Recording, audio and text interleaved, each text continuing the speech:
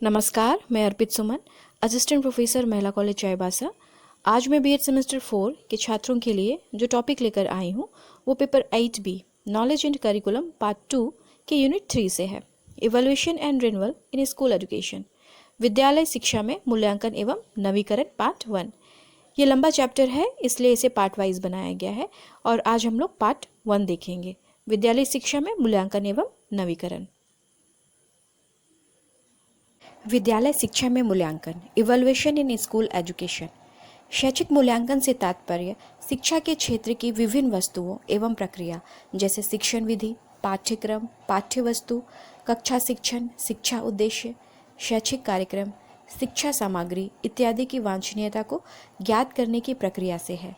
मूल्यांकन का प्रमुख उद्देश्य शैक्षिक निर्णय लेने में सहायता करना है, अतः शैक्षिक मूल्यांकनकर्ता का अंतिम लक्ष्य शिक्षा में सुधार लाना है। मूल्यांकन यानी मूल्य का अंकन करना। छात्र के द्वारा अर्जित ज्ञान को जब अंक प्रदान किया जाता है, उसकी स्कोरिंग की जाती है तो उसे मूल्यांकन कहते हैं। शैक्षिक मूल्यांकन शिक्षा के क्षेत्र से संबंधित है, जैसे शिक्षण विधि, टीचिंग मेथड, पाठ्यक्रम, करिकुलम, पाठ्यवस्तु, कंटेंट, कक्षा शिक्षण, क्लासरूम टीचिंग, शिक्षा उद्देश्य यानी एडुकेशनल ऑब्जेक्टिव, शैक्षिक कार्यक्रम, एडुकेशनल प्रोग्राम, शिक्षा सामग्री, एडुकेशन मटेरियल, इनकी वांछनीयता को ज्ञात करने की प्रक्रिया यानी कि किस हद तक इन सबको प्राप्त किया गया है, इसकी डिज़ायरेबिलिटी क्या है। और इसका मुख्य उद्देश्य यह होता है कि इसके द्वारा शैक्षिक निर्णय लिए जाते हैं, शिक्षा से संबंधित निर्णय लिए जाते हैं जो छात्र की सफलता और असफलता से संबंधित होते हैं, और इसका अंतिम लक्ष्य होता है शिक्षा में सुधार लाना। विद्यालय में होने वाले मूल्यांकन के प्रकार, types of evaluation in school. अब हम देखेंगे कि विद्यालय में वो कौन कौन से मूल्यांकन है जिसके द्वारा मूल्यांकन कार्य होता है। सबसे पहले है संरचनात्मक मूल्यांकन, फॉर्मेटिव इवैल्यूएशन, देन योगात्मक मूल्यांकन जिसे आवधिक मूल्यांकन भी कहते हैं, समेटिव इवैल्यूएशन और पीरियोडिक इवैल्यूएशन। फिर आता है आंतरिक मूल्यांकन या सतत मूल्यांकन, इंटरनल इवैल्यूएशन और कंटिन्यूअस इवैल्यूएशन। उसके बाद है बाह्य मूल्यांकन, एक्सटर्नल इवैल्यूएशन। इस तरह से ये जो मूल्यांकन के प्रकार हैं इनके बारे में हम लोग पहले भी चर्चा कर चुके हैं। तो ये वो मूल्यांकन है जिसके द्वारा विद्यालय में मूल्यांकन कार्य संपन्न होता है, जिसके बारे में संक्षेप में आगे मैं आप लोगों को बताऊंगी, क्योंकि इसके बारे में विस्तृत रूप से आप पहले की वीडियो में देख चुके हो। संरचनात्मक मूल्यांकन, फॉर्मेटिव इवैल्यूएशन।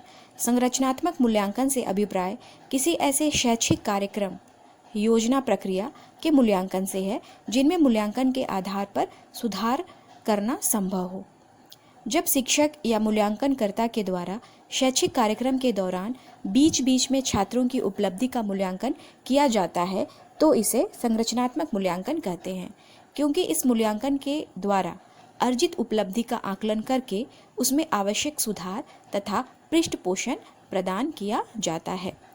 संरचनात्मक मूल्यांकन, फॉर्मेटिव इवैल्यूएशन, यह नाम से स्पष्ट है कि इसके द्वारा संरचनात्मक स्तर में सुधार किया जा सकता है। इसलिए यहाँ पर यह कहा गया है कि जब भी कोई शैक्षिक कार्यक्रम होता है या कोई योजना प्रक्रिया होती है और उसमें सुधार की आवश्यकता होती है तो उसके लिए संरचनात्मक मूल्यांकन किया जाता है। जैसे जब कोई टीचर या मूल्यांकनकर्ता, इवैल्यूएशन करने वाला बीच बीच में मूल्यांकन करता है, क्लास टेस्ट लेकर के, वीकली टेस्ट लेकर के या मंथली टेस्ट लेकर के, कंटिन्यूअसली जब वो इस तरह से मूल्यांकन करता है तो उसमें आवश्यकता के अनुसार सुधार किया जा सकता है। जब छात्रों की उपलब्धि का पता चलता है कि वो कमज़ोर है, वह तेज है, तो उसके आधार पर आवश्यकता के अनुसार शिक्षक उसमें सुधार कर सकता है, क्योंकि इस मूल्यांकन के द्वारा जो अर्जित उपलब्धि होती है उसके आधार पर पृष्ठपोषण भी प्रदान किया जाता है। तो इस तरह से यह नाम से स्पष्ट है कि संरचनात्मक मूल्यांकन के द्वारा, फॉर्मेटिव इवैल्यूएशन के द्वारा मूल्यांकन के आधार पर सुधार करना संभव हो सकता है।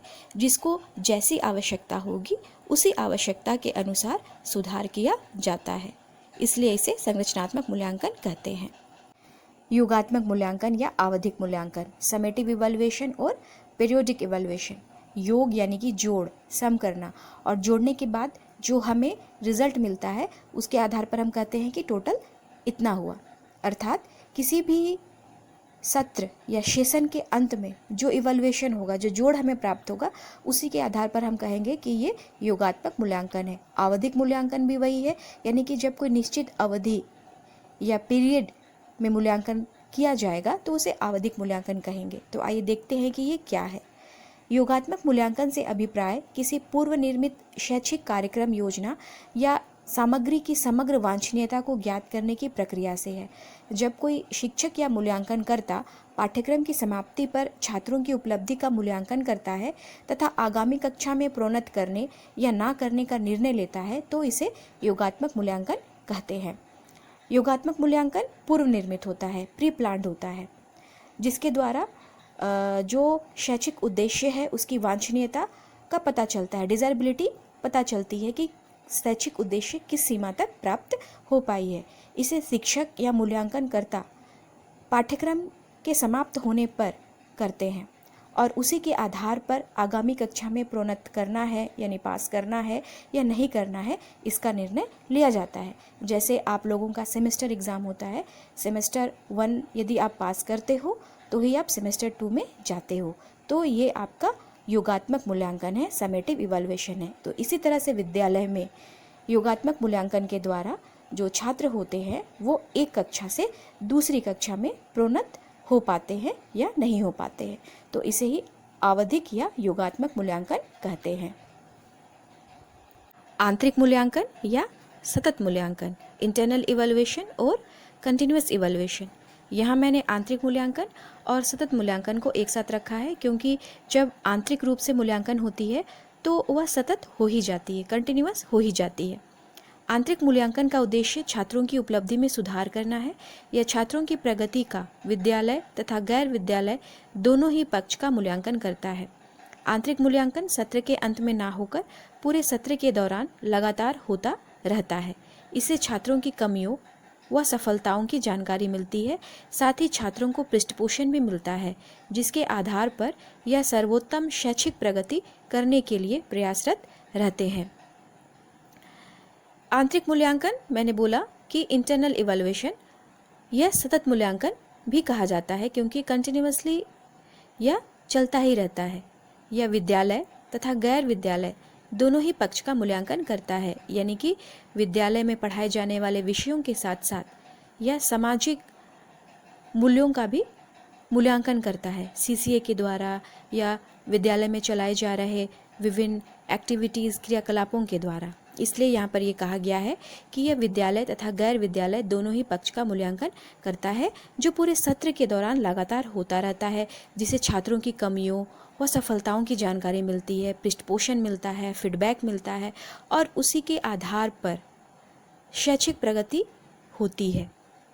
जब विद्यार्थी छात्र के बारे में यह पता चलता है कि उसकी क्या कमी है, उसकी कमी को किस तरह से दूर किया जा सकता है, रिमेडियल क्लास की ज़रूरत होती है, तो इसी के आधार पर यह कहा गया है कि इस आंतरिक मूल्यांकन के द्वारा, सतत मूल्यांकन के द्वारा सर्वोत्तम शैक्षिक प्रगति की प्राप्ति हो सकती है। अब हम देखेंगे बाह्य मूल्यांकन, एक्सटर्नल इवैल्यूएशन। बाह्य मूल्यांकन छात्रों की प्रगति का आकलन करता है या छात्रों की प्रगति का विद्यालय पक्ष तक सीमित होता है। यह विभिन्न शिक्षण संस्थाओं के परीक्षा परिणामों में एक रूपता लाने की दृष्टि से अत्यंत आवश्यक है। यह भी नाम से स्पष्ट है कि यह मूल्यांकन बाह्य होगा, एक्सटर्नल होगा और इसके द्वारा छात्रों की उपलब्धि का आकलन होता है और यह विद्यालय पक्ष तक सीमित है, यानी कि विद्यालय में पढ़ाए जाने वाले विषयों तक ही सीमित है। और इसका मुख्य उद्देश्य यह होता है कि जो भी अलग अलग शिक्षण संस्थाएं होती हैं, उन शिक्षण संस्थाओं में जो परीक्षा होती है और जो परिणाम आता है उसमें एकरूपता लाना, यूनिफॉर्मिटी लाना। तो इस दृष्टि से बाह्य मूल्यांकन होता है। जैसे आपका सेमेस्टर के एंड में जो एग्ज़ाम होगा, किसी भी सत्र के अंत में जो एग्ज़ाम होगा, वह बाह्य या एक्सटर्नल इवैल्यूएशन कहा जाएगा। मूल्यांकन एवं परीक्षा, इवैल्यूएशन एंड एग्जामिनेशन। अब हम देखेंगे कि मूल्यांकन और परीक्षा क्या है? क्या दोनों समान है या दोनों में अंतर पाया जाता है? आइए देखते हैं। मूल्यांकन बालक के संपूर्ण व्यक्तित्व से संबंधित होता है। यह सतत प्रक्रिया है जो शिक्षण अधिगम के साथ साथ सत्र पर्यंत चलती रहती है। इसमें मात्रात्मक तथा गुणात्मक प्रविधि का प्रयोग किया जाता है। मूल्यांकन के द्वारा बालक के संपूर्ण व्यक्तित्व का आकलन हो पाता है। यह कंटिन्यूअस प्रोसेस है और शिक्षण अधिगम के साथ साथ टीचिंग लर्निंग प्रोसेस के साथ साथ ये पूरे सत्र में चलती रहती है, पूरे सेशन में चलती रहती है। इसलिए कहा गया है कि यह सत्र पर्यंत चलती रहती है। इसमें मात्रात्मक यानी कि क्वांटिटेटिव और गुणात्मक यानी कि क्वालिटेटिव प्रविधि का प्रयोग किया जाता है। अब परीक्षा क्या है, आइए देखते हैं। परीक्षा छात्रों की विद्यालय उपलब्धि का ज्ञान प्राप्त करने के लिए आयोजित की जाती है या विषय वस्तु के संदर्भ में छात्रों के ज्ञान का मापन करती है। यह सामान्यतः सत्र के अंत में आयोजित की जाती है। इसमें प्रायः केवल मात्रात्मक प्रविधि का प्रयोग किया जाता है। यानी कि ये जो परीक्षा है वो मूल्यांकन का ही एक भाग है। और छात्र ने विद्यालय में पढ़ाए जाने के बाद क्या सीखा, कितना ज्ञान प्राप्त किया, इसको जानने के लिए परीक्षा का आयोजन किया जाता है। और विषय वस्तु के आधार पर छात्रों के ज्ञान का मापन होता है और सामान्यतः यह सत्र के अंत में आयोजित की जाती है और प्रायः केवल मात्रात्मक प्रविधि का प्रयोग किया जाता है, या कहे यह मात्रात्मक होता है, क्वांटिटेटिव होता है, क्योंकि इसमें परीक्षा के बाद अंक प्रदान किए जाते हैं, इसलिए इसे मात्रात्मक कहा जा रहा है। तो इस तरह से हमने देखा कि मूल्यांकन के द्वारा ही विद्यालयों में परीक्षा का आयोजन किया जाता है। विद्यालयों में मूल्यांकन हेतु परीक्षा, evaluation in school through exam. विद्यालयों में छात्रों द्वारा अर्जित ज्ञान का मूल्यांकन करने के लिए परीक्षाओं का आयोजन किया जाता है। परीक्षा आंतरिक तथा बाह्य रूप से होती है। पहले कक्षा 10 की परीक्षा बाह्य रूप से होती थी। शेष कक्षाओं में आंतरिक परीक्षा का आयोजन किया जाता था, परंतु वर्तमान समय में कक्षा 8 से बाह्य परीक्षा लेने का प्रावधान है। दोनों प्रकार की परीक्षा में छात्रों को अपने ज्ञान का प्रमाण देना होता है। विद्यालयों में मूल्यांकन किस तरह से होता है? परीक्षा के द्वारा होता है। यह परीक्षा जो है वो आंतरिक और बाह्य दोनों रूप से होती है। आप सब इसे बहुत अच्छे से जानते हो।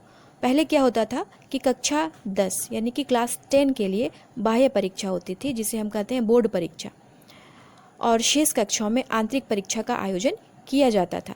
परंतु वर्तमान समय में कक्षा 8 से ही एक्सटर्नल एग्जामिनेशन का प्रावधान है। लेकिन दोनों प्रकार की जो परीक्षा होती है, इन दोनों में छात्र को अपने ज्ञान का प्रमाण देना होता है, जो आज का हमारा टॉपिक भी है कि विद्यालयों में मूल्यांकन किस तरह से होता है। और इसके बारे में हम लोग शुरू से चर्चा कर रहे हैं कि आंतरिक परीक्षा, बाह्य परीक्षा, ये जो परीक्षा के प्रकार हैं, इनके द्वारा ही विद्यालयों में मूल्यांकन कार्य होता है। आंतरिक तथा बाह्य परीक्षा में मुख्य अंतर नियंत्रणकर्ता में है। बाह्य परीक्षा में परीक्षा के ऊपर नियंत्रण राज्य के माध्यमिक शिक्षा परिषद का होता है। परीक्षा नियमों की रचना, प्रश्न पत्र का निर्माण, उत्तर पुस्तिकाओं का मूल्यांकन तथा परीक्षा तिथियों का निर्धारण सभी कुछ माध्यमिक शिक्षा परिषद करती है। विद्यालय मात्र परीक्षा के लिए आवश्यक भौतिक सुविधाएं उपलब्ध कराते हैं। आंतरिक परीक्षाओं का नियंत्रण विद्यालय के हाथ में होता है। विद्यालय का प्राचार्य अन्य अध्यापकों के सहयोग से परीक्षा का आयोजन करता है।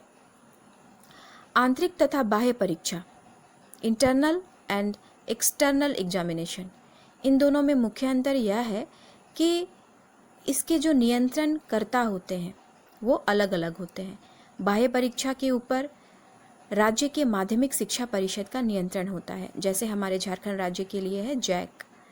जब झारखंड राज्य बिहार से अलग नहीं हुआ था तो बिहार बोर्ड था, लेकिन अभी झारखंड राज्य का जो माध्यमिक शिक्षा परिषद है वो बाह्य परीक्षा के लिए नियंत्रण का कार्य करता है। जैसे परीक्षा नियमों की रचना करना, प्रश्न पत्र का निर्माण करना, उत्तर पुस्तिकाओं का मूल्यांकन करना यानी जांचना, परीक्षा तिथि, इन सब का निर्धारण माध्यमिक शिक्षा परिषद करता है।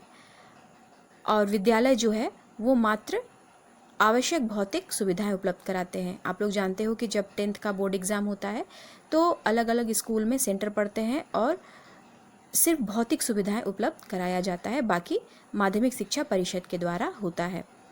उसी प्रकार आंतरिक परीक्षाओं का नियंत्रण विद्यालय के हाथ में होता है। जो विद्यालय के हेडमास्टर होते हैं वो अन्य अध्यापकों, शिक्षकों के साथ मिल करके आंतरिक परीक्षा का आयोजन करते हैं। तो इस तरह से हमने देखा कि आंतरिक और बाह्य परीक्षा में मुख्य अंतर है नियंत्रणकर्ता। माध्यमिक स्तर पर मूल्यांकन की वर्तमान स्थिति को संतोषप्रद नहीं स्वीकार किया जा सकता। वर्तमान परीक्षा प्रणाली में वस्तुनिष्ठता, विश्वसनीयता, वैधता यानी ऑब्जेक्टिविटी, रिलायबिलिटी एंड वैलिडिटी इसका अभाव पाया जाता है। जबकि किसी भी अच्छी परीक्षा प्रणाली में वस्तुनिष्ठता, विश्वसनीयता, वैधता एक आवश्यक गुण है। आप लोगों ने इसके बारे में सेमेस्टर 3 में पढ़ा है कि किसी भी अच्छी परीक्षा में कौन कौन से गुण होने चाहिए।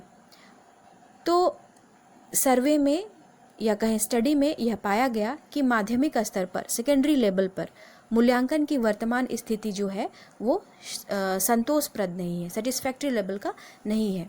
वर्तमान परीक्षा में वस्तुनिष्ठता यानी कि ऑब्जेक्टिविटी में कमी पाई गई है। ऑब्जेक्टिविटी का मतलब आप समझते हो कि यह जो भी क्वेश्चन आता है उसके स्कोरिंग से, उसके अंकन से संबंधित होती है।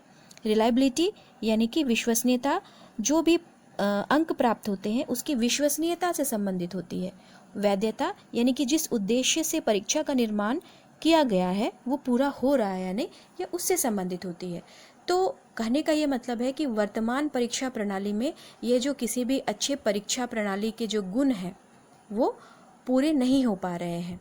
इसी कारण से इसे कहा गया है कि यह संतोषप्रद नहीं है, सेटिस्फैक्ट्री लेवल नहीं है। पिछले स्लाइड में हमने देखा कि माध्यमिक स्तर पर, सेकेंडरी लेवल पर मूल्यांकन की जो वर्तमान स्थिति है वो संतोषप्रद नहीं है। तो इसी संदर्भ में शिक्षा आयोग द्वारा माध्यमिक स्तर पर परीक्षा प्रणाली में सुधार हेतु दिए गए महत्वपूर्ण सुझाव। तो कौन कौन से सुझाव है आइए देखते हैं। लिखित परीक्षा के अलावा मौखिक परीक्षा तथा आंतरिक मूल्यांकन को भी उचित महत्व दे। रिटन एग्जाम के साथ साथ जो ओरल एग्ज़ाम होते हैं और इंटरनल इवैल्यूएशन होते हैं इसको भी महत्व देने की बात कही है। अभी हम वर्तमान संदर्भ में इसे देखेंगे तो ये शुरू भी हो चला है। नेक्स्ट है प्रश्न पत्र निर्माताओं को प्रशिक्षित किया जाए। आप लोग भी जानते हो कि किस तरह से प्रश्न का निर्माण किया जाता है। प्रश्न के निर्माण के समय किन किन बातों का ध्यान रखना चाहिए, आपने सेमेस्टर 3 में इसके बारे में पढ़ा है। तो यहाँ पर भी ये कहा गया है कि जो भी प्रश्न पत्र का निर्माण करते हैं उनको प्रशिक्षण दिया जाए। मूल्यांकन के लिए नवीन विधि को अपनाया जाए। इवैल्यूएशन करने के लिए जो नई नई विधियां हैं, जो इनोवेशंस हैं, उसको अपनाया जाए। नेक्स्ट है संचयी लेख पत्रों को सावधानी से तैयार किया जाए। संचयी लेख पत्र, कुमुलेटिव रिकॉर्ड, इसके बारे में भी आप पिछले सेमेस्टर में पढ़ चुके हो, जिसमें छात्र के प्रत्येक पक्ष का वर्णन रहता है। तो इसके बारे में कहा गया है कि इसको भी सावधानी से तैयार किया जाए। शिक्षा आयोग द्वारा माध्यमिक स्तर पर परीक्षा प्रणाली में सुधार के लिए जो महत्वपूर्ण सुझाव दिए गए हैं उसमें अगला सुझाव है परीक्षाफल में आंतरिक व बाह्य परीक्षा का अलग अलग उल्लेख किया जाए। जो रिपोर्ट कार्ड है, जो रिजल्ट है, उसमें इंटरनल एंड एक्सटर्नल एग्जामिनेशन के लिए अलग अलग उल्लेख किया जाए, अलग अलग कॉलम बनाया जाए। नेक्स्ट है प्रयोगात्मक रूप से विद्यालयों को अपने छात्रों का पूर्ण आंतरिक मूल्यांकन करने की छूट दी जाए। जो प्रैक्टिकल एग्जाम्स होते हैं इसके लिए विद्यालयों को, स्कूल को अपने छात्रों का पूर्ण आंतरिक मूल्यांकन करने की छूट दी जाए। एनसीईआरटी ने 1989 में उत्तर प्रदेश में परीक्षा सुधार विषय के ऊपर एक कार्यशाला का आयोजन किया, जिसमें माध्यमिक स्तर में परीक्षा सुधार में 3 पक्षों बौद्धिक, तकनीकी तथा प्रबंधकीय पर विचार किया गया तथा निम्नलिखित सुझाव दिए गए। यानी कि एनसीईआरटी ने भी माध्यमिक स्तर में परीक्षा सुधार के लिए प्रयास किया। इसके तहत उन्होंने 1989 में उत्तर प्रदेश में एक कार्यशाला का आयोजन किया, वर्कशॉप ऑर्गेनाइज किया, जिसमें 3 पक्ष एकेडमिक, टेक्निकल और मैनेजमेंट को लेकर के विचार किया और सुझाव प्रस्तुत किए, जिसके बारे में हम लोग अगले स्लाइड में देखेंगे कि किस तरह से एनसीईआरटी ने माध्यमिक स्तर पर परीक्षा में सुधार के लिए सुझाव दिए। एनसीईआरटी ने माध्यमिक स्तर में परीक्षा सुधार के लिए जो सुझाव दिए हैं, जिसमें सबसे पहला है संचयी अभिलेख, स्व अध्ययन तथा स्व मूल्यांकन को शिक्षा प्रणाली में उचित स्थान देना चाहिए। संचयी अभिलेख कुमुलेटिव रिकॉर्ड, जिसमें विद्यार्थी के हर पक्ष का रिकॉर्ड रहता है। आप लोग इसे अच्छे से जानते हो क्योंकि इसे आप लोगों ने सेमेस्टर 2 में पढ़ा है। फिर है स्व अध्ययन, सेल्फ स्टडी करना, खुद पढ़ना। फिर है स्व मूल्यांकन, सेल्फ इवैल्यूएशन। आप लोगों के सिलेबस में इंडिविजुअलाइज्ड इंस्ट्रक्शन या इंडिविजुअलाइज्ड टीचिंग लर्निंग प्रोसेस है, जिसमें आप लोगों ने पढ़ा है कि किस तरह से स्व मूल्यांकन किया जाता है, सेल्फ इवैल्यूएशन छात्र करता है। तो एनसीईआरटी ने यह सुझाव दिया है कि शिक्षा प्रणाली में इसको उचित स्थान देना चाहिए। नेक्स्ट है प्रश्न पत्र निर्माता को वस्तुनिष्ठ, लघु उत्तर तथा निबंधात्मक प्रश्न बनाने का गहन प्रशिक्षण देना चाहिए। जो क्वेश्चन सेटर है उसे ट्रेनिंग देनी चाहिए। आप लोगों ने इसे सेमेस्टर 3 में पढ़ा है कि किस तरह से प्रश्न के निर्माण के समय किन किन बातों का ध्यान रखना चाहिए, कौन सी सावधानी रखनी चाहिए, बरतनी चाहिए। तो इसी आधार पर ये कहा गया है कि जो क्वेश्चन सेटर हैं उसको ट्रेनिंग देनी चाहिए। फिर नेक्स्ट है परीक्षा में अनुचित साधनों के प्रयोग को रोका जाना चाहिए। जो भी अनुचित साधन है, आप इसे भी अच्छी तरह समझते हो, जो चोरी है या चीटिंग करना, ये अनुचित साधन है। तो परीक्षा में इस तरह के अनुचित साधनों के प्रयोग को रोका जाना चाहिए। इस तरह से एनसीईआरटी ने अपना सुझाव रखा। क्रियान्वयन कार्यक्रम 1992, POA 1992 यानी प्रोग्राम ऑफ एक्शन 1992 के अनुसार नवीन राष्ट्रीय शिक्षा नीति 1986 को साकार रूप देने के लिए भारत सरकार ने मानव संसाधन मंत्रालय द्वारा तैयार किए गए क्रियान्वयन कार्यक्रम में स्कूल स्तर की परीक्षा के अनेक अल्पकालीन और दीर्घकालीन सुधार करने का संकल्प लिया गया। प्रमुख सुझाव निम्नलिखित हैं। शिक्षा आयोग एनसीईआरटी के साथ साथ क्रियान्वयन कार्यक्रम POA ने भी स्कूल स्तर की परीक्षा के अनेक अल्पकालीन और दीर्घकालीन सुधार करने का संकल्प लिया और उसके लिए महत्वपूर्ण सुझाव दिए, जिसे हम आगे देखेंगे। क्रियान्वयन कार्यक्रम 1992 प्रोग्राम ऑफ एक्शन के अनुसार निम्नलिखित सुझाव प्रस्तुत किए गए हैं। सबसे पहले है परीक्षा संचालन को प्रभावशाली बनाने के लिए इनको विकेंद्रित किया जाएगा। विकेंद्रित यानी कि डिसेंट्रलाइज्ड किया जाएगा। परीक्षा संचालन के लिए सिर्फ केंद्र रिस्पॉन्सिबल नहीं होगा, केंद्र के साथ साथ राज्य, प्रमंडल या कहें जिला, इस तरह से इसे छोटे छोटे भागों में डिवाइड करके परीक्षा संचालन किया जाएगा, जिससे प्रभावी तरीके से परीक्षा का संचालन हो सके। उसके बाद है परीक्षा संचालन में नवाचारों तथा प्रयोगों को स्थान दिया जाएगा, जिससे अनुचित साधनों का प्रयोग रोका जा सके। अनुचित साधन जिसे हम चीटिंग के रूप में समझ सकते हैं। तो परीक्षा संचालन में जो नवाचार है, इनोवेशंस है, नई नई खोजें हैं, जो प्रयोग हैं, उनको स्थान दिया जाएगा, जिससे जो भी अनुचित साधन है उसको रोका जा सके। फिर है शिक्षा परिषद में मूल्यांकन प्रणाली को विकसित करने के लिए समिति बनाने पर विचार करेगी। शिक्षा परिषद में मूल्यांकन प्रणाली सही तरीके से हो, इसको विकसित करने के लिए समिति बनाया जाएगा। मूल्यांकन में संचयी ग्रेड प्रणाली अपनाई जाएगी। कुमुलेटिव ग्रेड सिस्टम अपनाने की बात कही गई है। फिर है बड़े राज्यों में एक से अधिक शिक्षा परिषद बनाने पर विचार किया जाएगा। जो राज्य बड़े हैं वहाँ पर एक से अधिक शिक्षा परिषद बनाने पर विचार किया जाएगा, ये कहा गया है। तो इस तरह से आज हमने देखा कि विद्यालय शिक्षा में मूल्यांकन किस तरह से होता है। इसके आगे हम नेक्स्ट वीडियो में देखेंगे। थैंक यू, धन्यवाद।